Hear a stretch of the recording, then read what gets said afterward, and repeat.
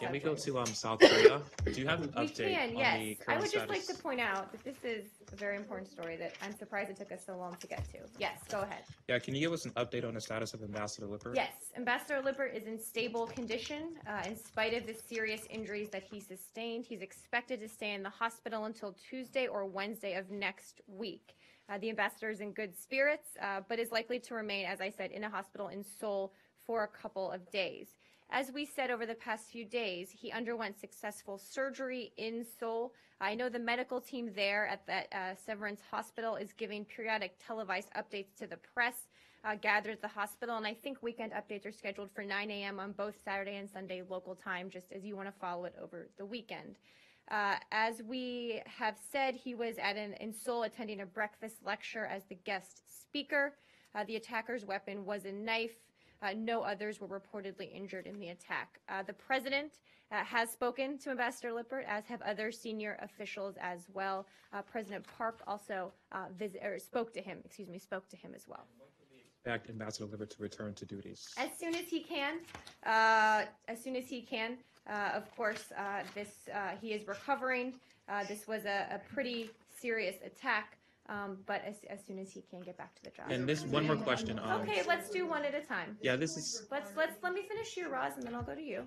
This might be speculation, but do you have any insight as to what may be the possible motive for the attack? We don't have any information on that yet.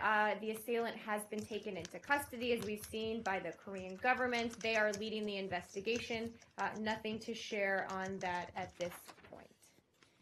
Marie? Do you require any sort of plastic surgery? 80 stitches is a lot. He did have 80 stitches. I'm probably not going to get into more details than that at this point. Additional security for this event.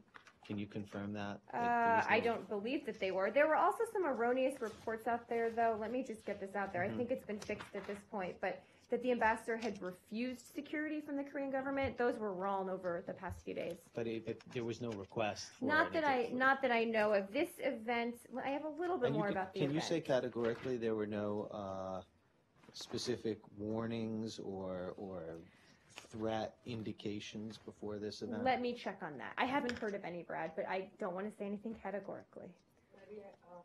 Following up this incident, I feel sorry about something happens in South Korea, that incident. Thank you. Concerns about the relationship between U.S. and South Korea was these matters, and do you have any official statement on this? No, I mean, look, the alliance with South Korea is, part of the cornerstone of our relationship in Asia. It's an incredibly important relationship. I think the fact that President Park and other senior officials have either called or gone to visit Ambassador Lippert shows the strength and depth of our relationship. That certainly won't change at all because of this event, this awful situation. Certainly our relationship will continue as strong as it ever has been going forward.